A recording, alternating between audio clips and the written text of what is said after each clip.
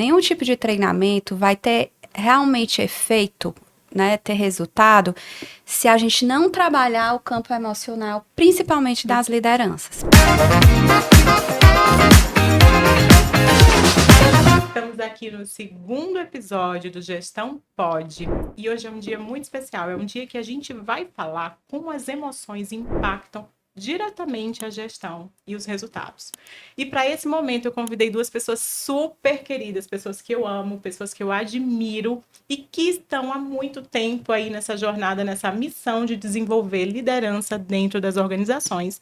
E com vocês eu trouxe aqui a Júlia Vieira. A Júlia é psicóloga clínica e organizacional. Ela atua há mais de 20 anos dentro de organizações de desenvolvendo equipes e lideranças. Bem-vinda, Júlia. Um prazer te conhecer aqui, estar aqui. Conheço a Júlia há mais de 15 anos, detalhe. E também está com a gente aqui a Caroline Castro. A Caroline Castro atua há mais de 11 anos, 15 anos nesse mercado. Trabalhou muitos anos e atua diretamente em A e B, desenvolvendo lideranças, coordenando RH. A Carol agora está num grupo que tem mais de 150 colaboradores. Então, a Carol tem um desafio diário e ela vai conversar um pouquinho com a gente sobre isso. Bem-vinda, Carol. Obrigada, Cris. É uma honra estar aqui com você. É uma honra receber vocês também, de verdade, duas pessoas que admiro demais. E agora, gente, eu queria começar, Júlia Vieira, perguntando como é que essas emoções impactam aí essas lideranças e quais são as emoções que a gente vê mais no dia a dia, na tua experiência aí com as organizações, o que você mais vê no dia a dia? Tá, primeiro eu quero agradecer o convite, eu acho que todo o canal de comunicação para que a gente possa falar não só sobre liderança, mas desenvolvimento humano de uma forma geral, ainda mais no mundo do trabalho, que é uma área que, enfim, que engloba nossa rotina, né, e tão importante para a vida como um todo, né? Mas respondendo à tua pergunta sobre as emoções, a gente trabalha na psicologia com algumas emoções universais, né? Que são emoções que todos nós sentimos, ou pelo menos deveríamos sentir, né? Por exemplo, raiva, nojo, tristeza, elas têm uma função adaptativa, né? Mas puxando para a liderança, o que de fato, e aí é bem a minha percepção prática, tá? Não é nada...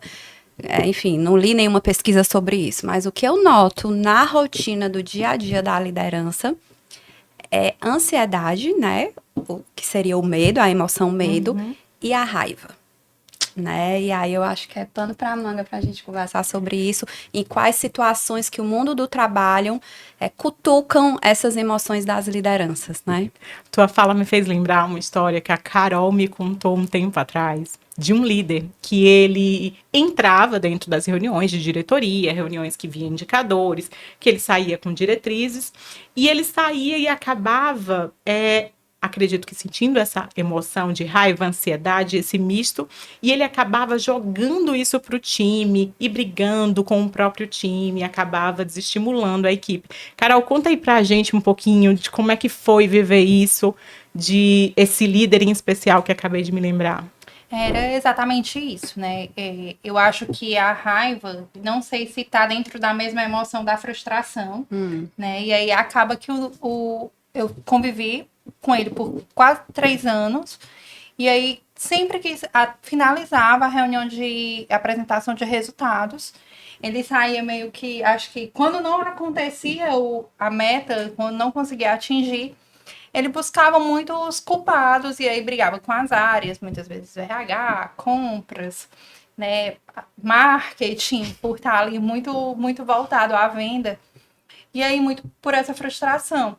E aí acabou que a gente, assim, teve um momento que a gente disse, não, tá desestabilizando a tua equipe, porque teve uma situação em específica que ele saiu da reunião e não foi só para o administrativo, não foi só para dentro de casa, digamos assim, né?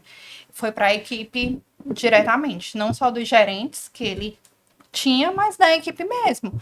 E aí acaba que vem um tom de ameaça, porque a equipe, geralmente, o tom do líder, o que o líder fala, tem uma importância muito grande para a equipe. Um impacto, né? Tem um impacto muito grande com a equipe. E alguns tomam uma interpretação diferente, às vezes até do que o líder quer passar. E aí eles tomaram muito como ameaça. Aí tá me ameaçando me desligar se eu não conseguir atingir o resultado. E eu acredito que naquele momento ele nem queria dizer isso, né? Mas que o tom dele levou a isso, a equipe entender isso. E aí a gente, quanto RH, eu quanto RH, a gente tem que trabalhar muito a emoção desse líder, né? A filtrar tudo que se sente até que chegue aos nossos colaboradores. Porque, assim, eles estão na base, eles fazem as coisas acontecerem. Sim.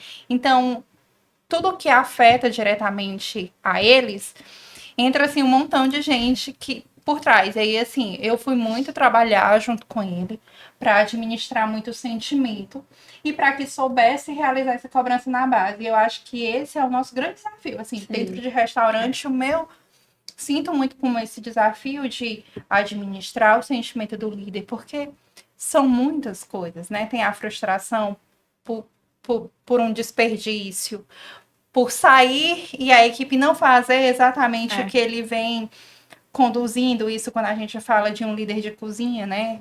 Que ele sente que ele precisa estar muito na operação.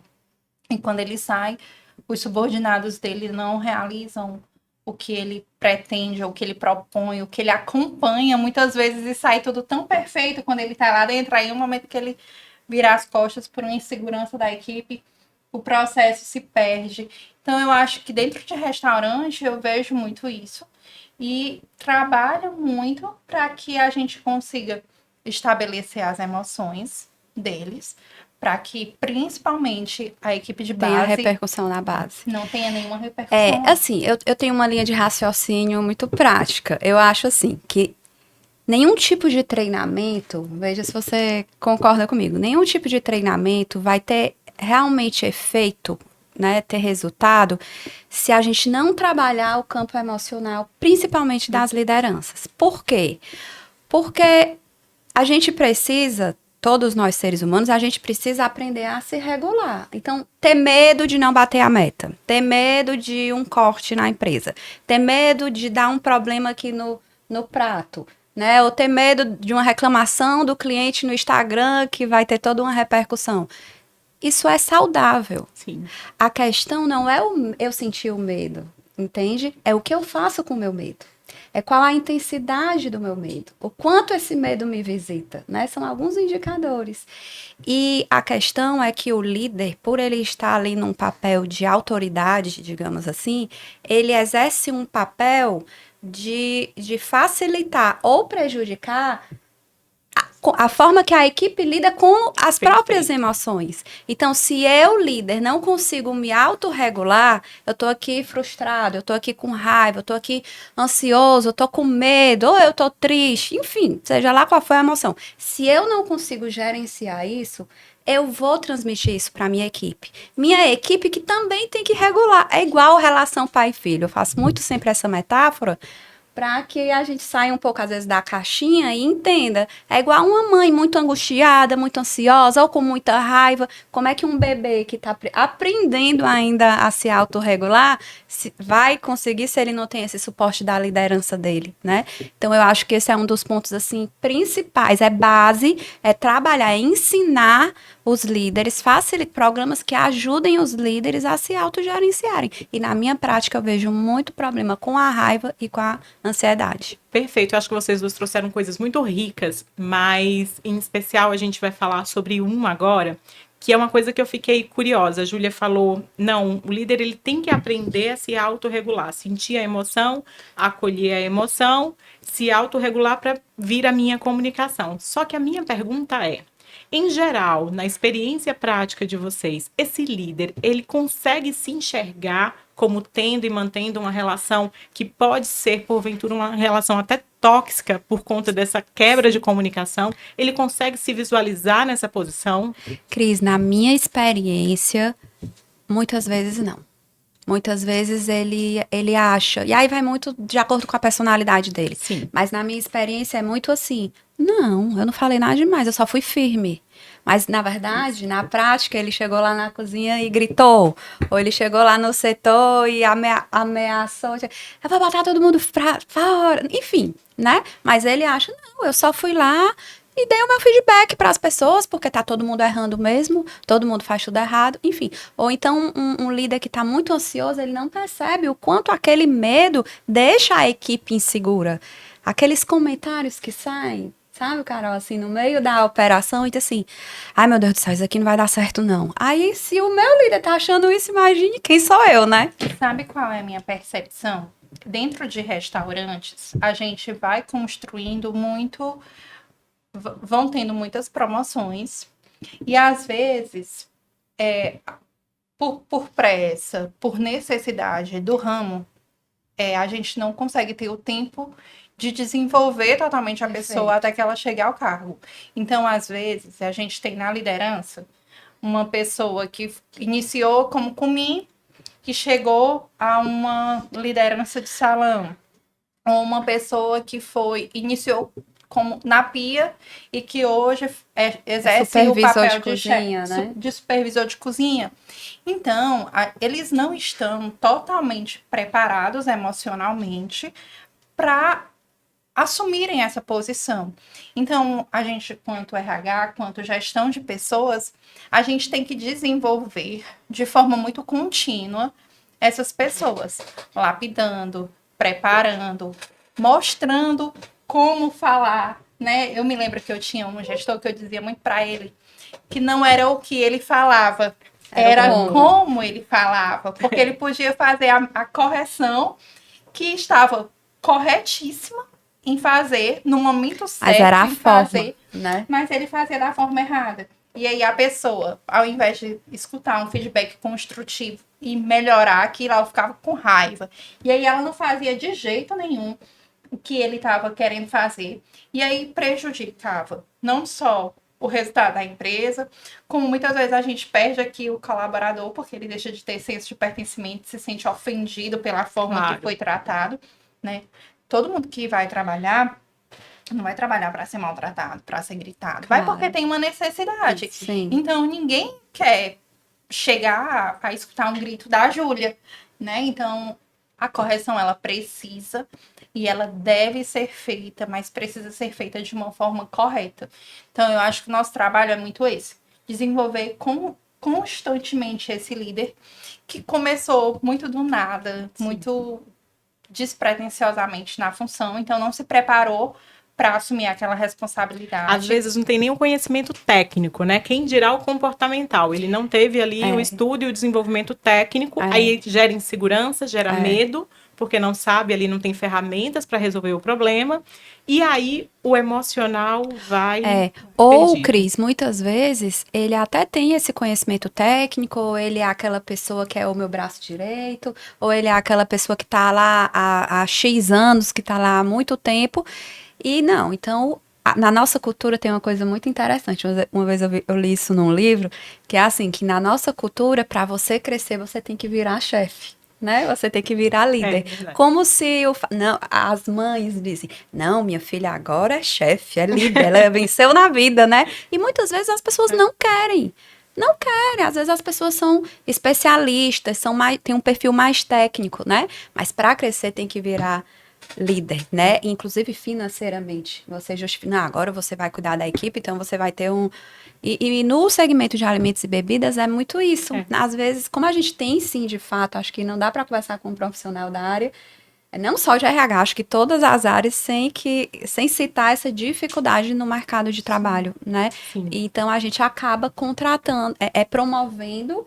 Não, é quem tá aqui comigo, é o que sabe fazer, então vai ter que se virar e ser o líder, né?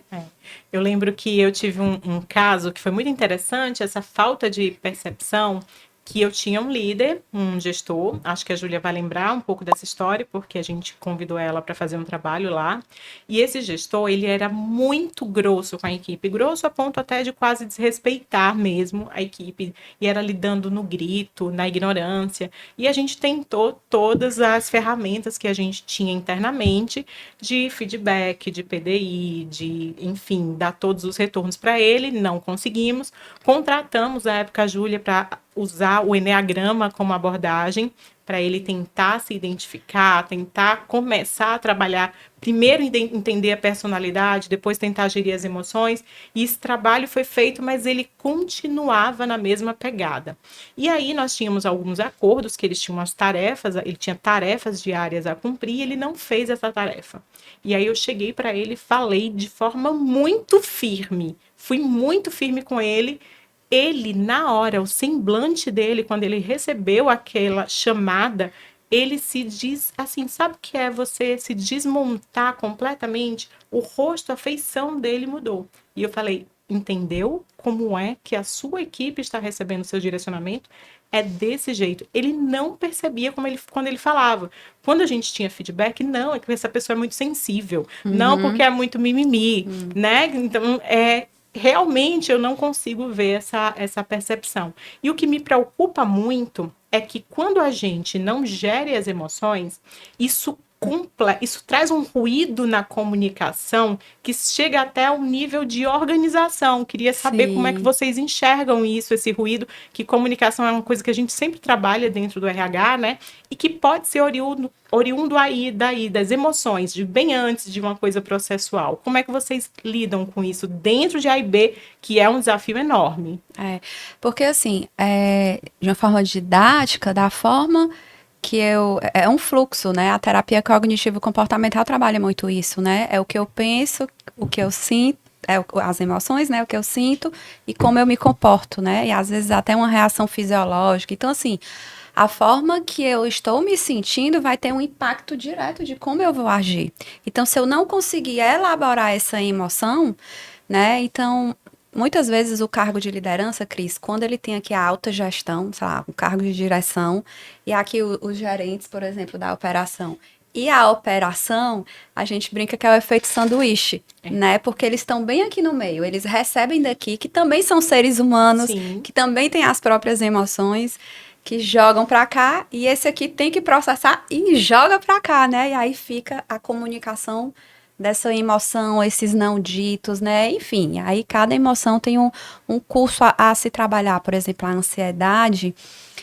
Hoje a gente trabalha muito numa linha, principalmente por conta dessas atualizações da NR1, dos riscos, né? Do gerenciamento dos riscos psicossociais. O líder ele vai começar a ser convidado a não ser terapeuta da equipe, óbvio, né? Mas a, de alguma forma, ajudar essa equipe a se autorregular, né? Seja no medo, seja na tristeza. A gente sabe que o índice de ansiedade no mundo é enorme, né? Então, então existem técnicas de comunicação para isso.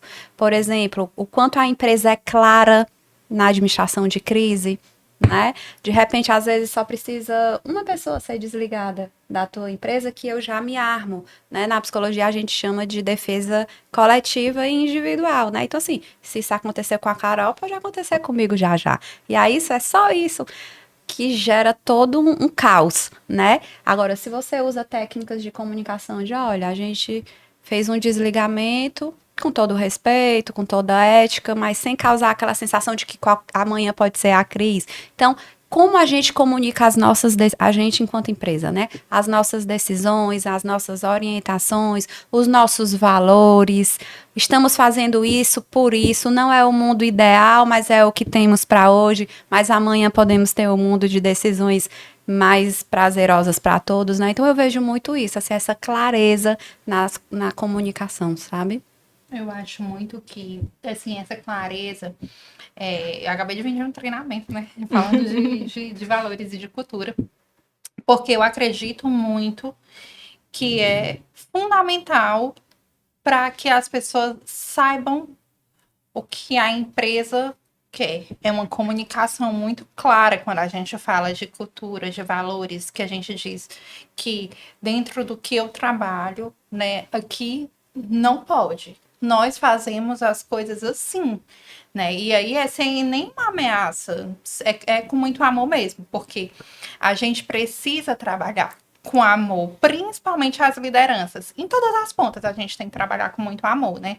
A gente, eu acho que o RH, a gestão de pessoas, se fazer ouvida é muito difícil, porque eles têm que ter total confiança no que a gente diz e no que a gente está vendendo, porque é uma venda. Sim. Ele é muito bom, É. um líder, ele é muito bom tecnicamente, ele vai conhecer de vinhos como você conhece. Vai conhecer o cliente, Ele vai né? conhecer o cliente, o comportamento desse cliente, né? Quem chega nos nossos restaurantes, o da cozinha, ele Isso vai... é ouro, né? Isso É. vale ouro. Total. Mas a gente tem que educá-los dentro de uma cultura, do que nós aceitamos, não aceitamos, o que nós queremos, como que nós nos vemos e qual é o comportamento que nós não admitimos aqui. Quando a gente trabalha um valor dentro da empresa, por exemplo, hoje eu trabalho muito, muito esse valor, né? Integridade, eu acho assim incrível, um dos valores que me brilham muito os olhos, né? Que é fazer o que. E a gente trabalha realmente exatamente isso. Fazer o que é certo, mesmo quando ninguém tá vendo. Então, é uma comunicação muito Sim. direta, Sim. principalmente para a Perfeito. liderança. Né? A gente está dizendo que ele vai respeitar se eu, quanto RH, estiver lá, se a diretora da empresa estiver lá, ou se só tiver ele e o colaborador. Ele vai tratar com respeito ele não vai gritar com ele. Então, eu acho que esse é o nosso papel em comunicar. Colocar os valores na prática, né? Colocar os valores na prática. Perfeito, perfeito. Vocês falaram uma palavra muito legal, que é a palavra de educar. E me vem à memória, aí falando muito mais até da psicologia, que nós não fomos educados a entender Não. e acolher as Totalmente nossas emoções. Não. Pronto, Nós somos perfeito. analfabetos, às vezes a gente não sabe que emoção a gente está sentindo ali. E aí isso vai direto para o comportamento e a gente não consegue identificar. E a empresa, ela começa, principalmente com a NR1, que a Júlia ela citou muito bem, a empresa começa a se responsabilizar por esses comportamentos que estão existindo dentro da organização, que não são sadios. Perfeito. E esses comportamentos, que eu acho que é o ouro aqui dessa nossa conversa, eles vêm das emoções. E o quanto eles impactam, e aí, porque os restaurantes a gente sabe que, ao contrário de outros segmentos, tem um orçamento para o RH muito enxuto, e aí isso impacta em treinamentos, isso impacta no desenvolvimento, e aí várias coisas, mas é como esse comportamento que vem lá de trás, lá da emoção, como ele acaba afetando o meu lucro, porque afeta, Sim. né? E eu acho que você, Carol, principalmente que está ali diretamente numa organização, consegue visualizar muito bem quando um líder, ele consegue ali se autorregular, consegue gerir suas emoções, consegue alinhar sua comunicação com a equipe, como ele tem um resultado até financeiro diferente daquele líder que ele não consegue se regular, né? Você consegue ver isso na prática? Consigo sim. E assim, a gente, dentro das experiências, a gente vai trabalhando muito na prática, né? Como gerar o diferencial da Júlia e da Carol com suas equipes, transmitirem coisas diferentes e serem pontuadas e reconhecidas de formas diferentes. Como você disse, né? Dentro do RH, muitas vezes A e B é delicado, né? Então, Sim. a gente tem um orçamento muito ali na linha mesmo. E aí, dentro de recursos humanos, a gente vai trabalhando o que a gente tem, da forma que a gente tem. Porque se a gente for esperar para trabalhar, eu vou deixar para trabalhar o comportamento da Júlia quando eu tiver um orçamento para eu fazer um É o que temos treinamento. para É o que hoje, temos para né? hoje. Você não faz. Então, você vai usando as estratégias que você pode, seja com remuneração variável. Se eu trabalho por meta, eu incluo o turnover, Sim. porque a forma que o colaborador é tratado diz se ele vai ficar Perfeito. dentro da organização ou não. Então, eu consigo atrelar o turnover a Isso, eu consigo colocar dentro de uma meta, por exemplo, como esse líder é visto, uma avaliação da liderança. Como é que a equipe vê Sim. a Cris? A equipe vê a Cris como uma boa gestora ou Como uma referência, né? Como uma referência do que é Liderança ser? pelo exemplo. Então, eu acho que a gente consegue atrelar algumas coisas, trabalhando com o que se tem realmente, para que esse líder seja reconhecido e tenha o comportamento melhorado. Eu acredito que dentro da liderança precisa existir uma melhoria contínua. Perfeito. Porque todos os dias o mercado muda, né? As pessoas falam muito da geração ia pontuar agora sobre esse conflito geracional que todo o turnover, todos os problemas estão sendo colocados só nesse problema. São pessoas que antigamente, mais ou menos antigamente, né, Júlia? Não é muito antigamente, não. Quando a gente entrou no mercado, a gente dizia assim, vamos deixar os nossos problemas lá fora. Apertar onde é o botão. Eu perguntava sempre, onde é o botão que te desliga do pessoal, do profissional, né? E entrou na empresa, acabou tudo, deixou tudo lá fora. Essa geração que está entrando no mercado de trabalho hoje não é uma geração que foi acostumada com esse botão liga e desliga, eu vou ficar porque eu tô com o meu problema. Não, ele não tem o problema, ele não vem, acabou. Nem vem, né? Nem vem. O líder fala um pouquinho mais alto, ele é assédio moral. E é mesmo, mas ele já não vem. Então, antes, nossa geração foi criada para aguentar um pouco mais, para suportar um pouco mais. E aí, se é certo, se é errado, é uma discussão muito longa. E que não vai surtir efeito, né? Concorda comigo que a realidade é essa, então meu filho se adapte, porque o mercado de trabalho muda. As empresas precisam se adaptar. Que nós temos para trabalhar é essa.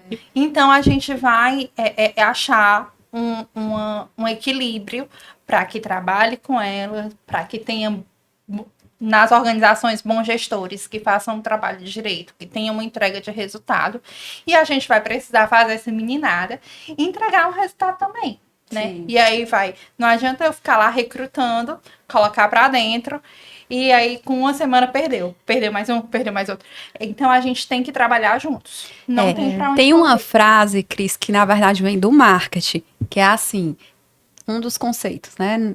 Que é basicamente assim, entender para atender, né? Perfeito. Então, eu acho assim, compreender o que essa geração busca, quais são as motivações dela, quais são os valores, o que é que elas, né? Por exemplo, eu fiz uma seleção agora recentemente para uma empresa, em que é uma vaga em que o público de 22, 23 anos, eles não querem CLT para esse cargo. E eu conversei com outras pessoas que trabalham diretamente com essa área. Não, Júlia, eles não querem. Eles querem PJ, porque aí eles têm vários contratos. E aí? E aí, o que é que a empresa vai fazer com isso? A gente vai se adaptar, a gente vai negociar, a gente tem que entrar no mundo que nem a gente faz com os nossos clientes. A gente entende, quando vai fazer um cardápio, a gente não entende o gosto, o paladar, o que é que o cliente pode pagar. Os anseios, as dores, para que a gente atenda, com a equipe tem que ser igual. Então, no lugar de ficar, eu concordo com a Carol nesse sentido, no lugar de ficar essa briga de gerações, calma, deixa eu entender aqui esse público que eu preciso e como é que eu posso atendê-lo para que ele fique instigado, estimulado, motivado para dar o resultado que a gente precisa. É negociação de necessidades, né? Perfeito, perfeito. E sabe o que eu enxergo muito, principalmente na consultoria? Que tem uma mentalidade que também precisa entender e mudar e enxergar todo esse panorama, que é o da alta liderança. Sim. Né? A alta liderança, principalmente no mercado de A e B, muitas delas estão muito apegadas, e aí eu escuto muito, não, porque eu quero pessoas mais velhas, que eu não quero esse povo que tem mimimi. Outros dizem, não, eles estão saindo muito porque tem muito mimimi e não calcula lá embaixo, na conta final, ali na DRE, o impacto que o turnover tem, o prejuízo que tem, né? Hora trabalhada, fardamento, treinamento, ele não faz esse cálculo para o aumento desse turnover e acaba não corrigindo ali o problema que ele tem na liderança. E às vezes a liderança é até pessoal, é até dele, como a forma como ele gere o próprio negócio. Então, enxergar toda essa problemática é muito importante. E eu adoro o tema de hoje porque todos nós, eu sempre digo isso, a gente toma as nossas decisões pela emoção. E a emoção que a gente toma as decisões é uma emoção que não é tratada, né? Quantos de nós passa aí um tempo do dia refletindo sobre o que eu estou sentindo, entendendo o que eu estou sentindo? A gente só vive, só liga ali o piloto automático e sai vivendo. E acaba gerando todos esses problemas dentro da organização. Júlia Vieira, como é que a gente resolve isso? Olha, Cris, você falou uma coisa assim, o meu público no consultório, falando de psicologia clínica, é muito esse de 30, 40, né? E é muito interessante, o paciente chega e aí me conta uma história, né? E como é que você se sentiu? Não, Júlia, é porque assim, eu acho que aconteceu isso e eu acho isso errado, eu acho isso certo. Eu disse, não, deixa eu te explicar uma coisa. Eu não quero saber o que você pensa. Eu tô querendo entender como você se sentiu. E é uma dificuldade de nomear, né, as emoções. Então, assim, isso que a Cris está falando é muito importante, é esse autoconhecimento. Como é que a gente resolve isso? A base é o autoconhecimento, né? Assim, a gente sabe várias teorias, vários conceitos do que é liderança, essa questão de controlar processos, acompanhar pessoas, mas eu acho que antes de tudo isso, aí é uma teoria minha, né? Se eu não conseguir me compreender e como eu me comunico no sentido de tudo, assim, como eu me comporto, como eu atuo no mundo, eu não vou conseguir atuar com todas as pessoas da minha equipe. Eu sempre dou a metáfora da língua, né? Assim, eu falo português, mas de repente eu funciono na língua portuguesa, mas de repente a Carol está na minha equipe e ela fala italiano. Se eu estou no papel de liderança, eu não posso simplesmente dizer, não, mas eu não sei me comunicar com pessoas que falam. Não, eu vou ter que entrar no mundo da Carol para cobrar o resultado da Carol, para acompanhar, para controlar os processos da Carol.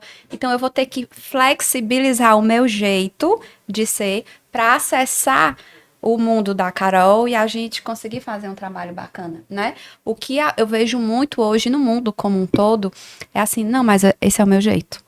Eu sou assim. Ou seja, a metáfora. Síndrome da Gabriela. A metáfora, eu falo português. Então, comigo tem que ser assim. Ou seja, em termos práticos, na liderança. Não, eu sou uma pessoa que eu falo na lata. Né? Porque hoje a pessoa mal educada é a que é a sincerona. Eu sou sincera. É a sincera, né? Sou super violenta na minha comunicação. Eu sou sincera. Você é mal educada, né? Você é mal educada que está falando o que você pensa. Mas você é mal educada, né?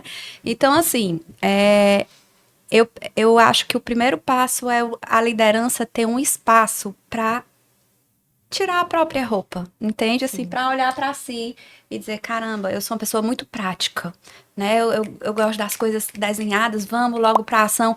Mas a Carol é uma pessoa mais mental, que eu tenho que parar e explicar que isso aqui é por conta disso. Eu não posso simplesmente dizer, Carol, pega aí esse copo. Pode ser, Carol, pega esse copo, porque esse copo vai compor aqui a mesa, os convidados vão poder beber água, entende? Então eu vou ter que me adaptar. E para eu estar nesse cargo de liderança, eu acho que vocês concordam que essa disponibilidade emocional, porque não é um trabalho fácil. Não. É uma disponibilidade emocional de estar nesse lugar de liderança para eu conseguir acessar pessoas que atuam de formas diferentes da minha. Né? Então, eu acho que esse é um grande desafio para os líderes, né? Eu acho que realmente, e eu acredito muito fortemente nisso, que eles precisam muito conhecer quem são. Porque eu já vi, assim, pessoas que têm um potencial incrível, que são profissionais diferentes. Com boa vontade, muitas vezes, né, Carol? Com motivação. E que são profissionais diferentes no mercado, que têm realmente uma bagagem, que conhecem muito, que já foram de grandes grupos, saírem do mercado por não conseguir lidar bem com pessoas, ou assumirem posições inferiores ao potencial que têm por não conseguir lidar com gente. E lidar com gente não é fácil. Mas quando você pega o fio da meada, você consegue que uma pessoa chegue a fazer coisas que você diz, meu Deus, eu não acredito que essa pessoa tá me dando esse resultado. Porque quando o colaborador ele é bem tratado dentro da organização, bem tratado pelo seu líder direto, ele compra a história da Júlia, ele compra o legado da Júlia. É uma delícia. E ele faz o negócio acontecer. Ele faz o resultado vir, ele faz uma venda que era totalmente despretensiosa acontecer, aumenta o resultado. Gente, é a coisa mais linda do mundo. E é só trabalhar as suas emoções, é só convencer as pessoas a fazerem o que você quer que elas façam. E elas fazem muito bem. Por quê? Independente de geração, independente de quem seja, as pessoas têm muito para dar. A gente só precisa trabalhar elas da forma certa. E aí, Cris, respondendo à tua pergunta, a gente precisa. São técnicas, né? Mas assim, é identificar. Primeiro, eu, líder, ter a capacidade de identificar minhas emoções, né? Como a gente falou, muitas vezes a gente nem consegue nomear, não sabe nem que sentiu raiva. Raiva, o que é isso, né? Nomear, né? No sentido de identificar. Eu consegui gerenciá-la, né? E aí existem várias técnicas, né? Assim, eu consegui me regular, me autorregular, e eu consegui expressar. Não tem problema eu estar chateada com você, mas assim, como é que eu vou te passar isso? Eu vou te passar isso com um silêncio tóxico, né?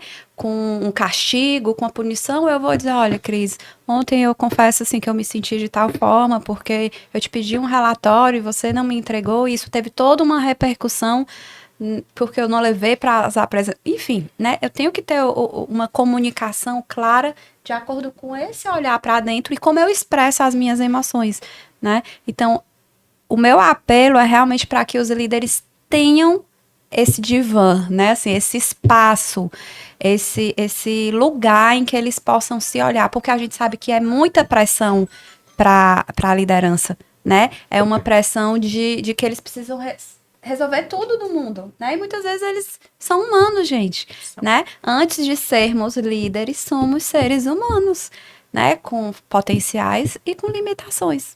É isso. E esse assunto está cada vez mais urgente, né? Porque ele sai do âmbito apenas, que é o apenas aí, entre aspas, de monetário, né? De perda de receita ou de EBITDA, e entra para um ramo legal. A NR1 esse ano está urgente, a partir de maio agora, é urgente que as empresas cuidem da saúde psicológica, né? No ambiente de trabalho. E a liderança, ela é um grande fator, né? Ela é esse termômetro. A liderança, ela consegue imputar para o bem ou para o mal uma equipe.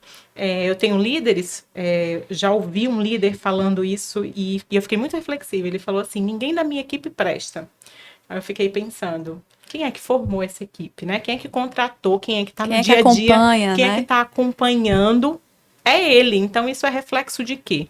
Mas, entrando aí no âmbito da liderança, essa NR1, eu enxergo ela urgente e eu não vejo, e é uma pergunta para a Carol, eu não estou sentindo no mercado de A&B, outros mercados sim, mas no de A&B eu ainda não estou sentindo essa reação de adequação à NR1, que é um assunto que é para ontem, porque a gente não consegue, né, tomar uma pílula e estou boa e melhorei, e agora eu me conheço e sou uma excelente comunicadora, uma excelente líder. É para ontem esse assunto, mas eu não consigo aqui ainda monitorar, ver o A&B reagindo para o desenvolvimento dessas lideranças e essa preocupação com a saúde mental coletiva aí no trabalho. Eu vejo de forma bem embrionária, realmente. Todo mundo vai ter que se adaptar correndo, tá? Todo mundo buscando, que além de multas, assim, Carol, existe, que é o que eu enxergo de maior risco para o A&B, existem os processos trabalhistas, porque vocês citaram ainda há pouco que essa geração que está vindo, que é uma geração que tem muito conhecimento, eu estou aqui com um celular e eu sei de absolutamente tudo, quais são os meus direitos, onde é cada vírgula dos meus direitos, às vezes até mais que a gente, ela sabe muito disso e ela vai conhecer muito a NR1. O maior risco que eu vejo na NR1 para o AIB são os processos trabalhistas por ausência da adequação. Pelo menos é isso que eu enxergo. Não sei se você enxerga nesse formato. Não, eu enxergo que realmente é embrionário, mas eu acredito que tá, assim, da sua forma, eu acho que até eu não sei bem como é que dá o nome, né? Eu não sei se eu posso dizer o nome. Mas A gestão? o sindicato meio que dos restaurantes estão buscando isso também. Então tá bem embrionário. Eu acho que já poderia estar em um outro nível. Mas é porque restaurante tudo acontece o tempo todo e a gente vai ter que, dentro desse movimento, que é muito rápido e que acontece o tempo todo, regulamentar tudo para estar dentro da lei. Mas eu concordo com você quando você disse que realmente é um pouco mais distante do AIB e eu vejo como bastante embrionário.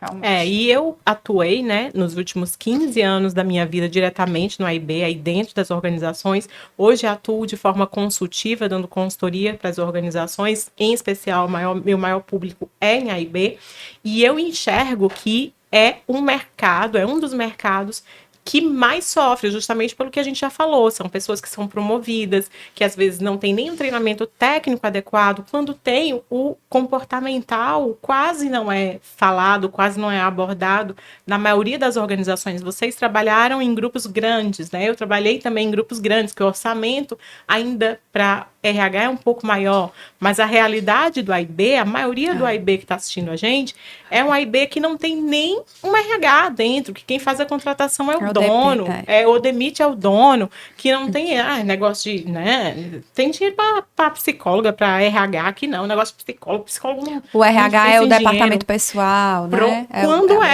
O RH é o contador que está fazendo admissão e demissão, então assim, é um mercado que vai precisar urgente encontrar ali a sua forma de se adequar, porque, enfim, vai encontrar, quando vem a lei, o mercado tem que encontrar, mas que é um mercado que já precisava disso, né? Porque é uma ausência muito grande. Não sei se você sente isso fazendo seu recrutamento e seleção, a gente faz também. Contratar um líder é achar ouro, né? É minerar ouro. E quando você encontra, você vê ali que ele tem diversas lacunas que a gente vai precisar ir desenvolvendo. Então, a gente precisa ir realmente recrutar. E aí, eu queria ouvir aí uma mensagem final de vocês, dando um pouquinho que a gente explanou vários problemas. Trouxemos aqui algumas técnicas que vocês usam, que eu já aprendi demais com vocês e aprendo todos os dias quando temos contato. Mas deixar uma mensagem final para o pessoal que está assistindo, ou o líder, ou o gestor ali da alta liderança, que tem aí esse desafio de desenvolver esses líderes dentro da organização. Existe saída? Não existe saída? A gente tem que se desesperar todo mundo mesmo, chorar de mão dada? Como é isso aí? Eu acho que a mensagem principal que eu teria, Cris, é essa. É que antes do líder ser um líder, ele é um sujeito. Ele é um ser humano, né? E ele precisa de escuta, ele precisa se escutar, ele precisa de técnicas, né? Ele precisa de capacitação, mas ele também precisa ter recursos para se preparar, para estar apto para essa missão tão grandiosa que é liderança dentro de uma organização, né? Ali ele pode fazer o dia de 30 pessoas bem melhor, como também pode destruir o dia de 30 pessoas, né? Ou carreiras, né? Enfim.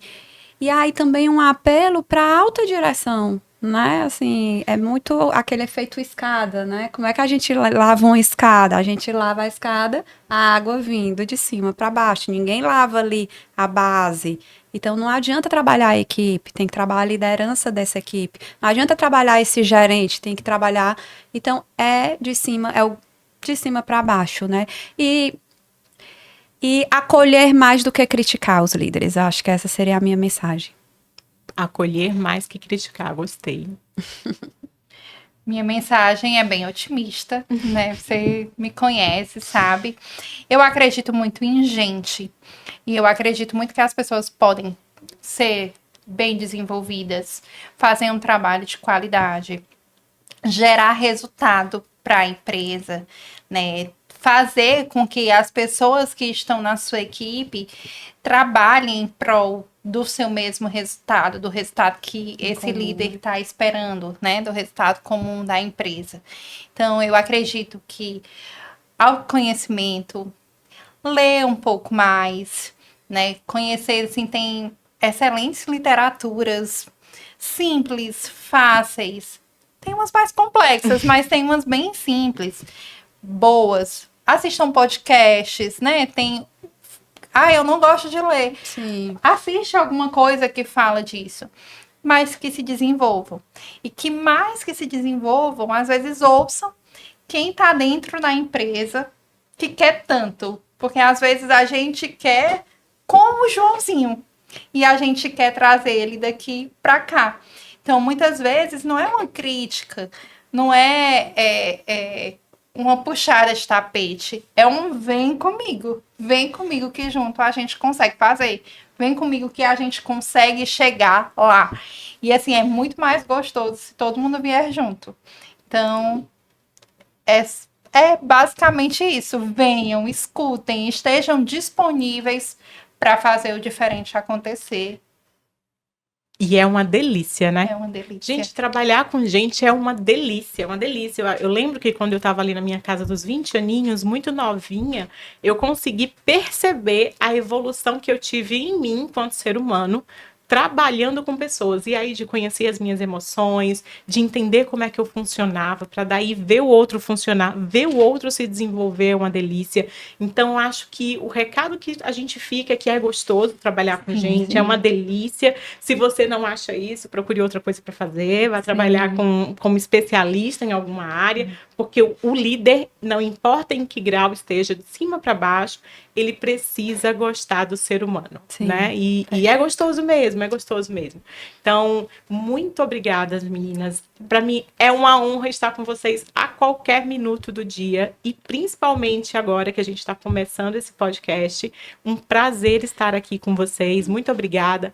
E no próximo episódio a gente vai trabalhar um pouquinho mais, a gente vai ouvir as lideranças, a gente vai ouvir eles, né, que estão lá executando no dia a dia, o que será que eles sentem, como pensam, o que comem, para exercer essa liderança. Então foi um prazer estar com vocês aqui hoje, muito obrigada e até a próxima. Muito obrigada.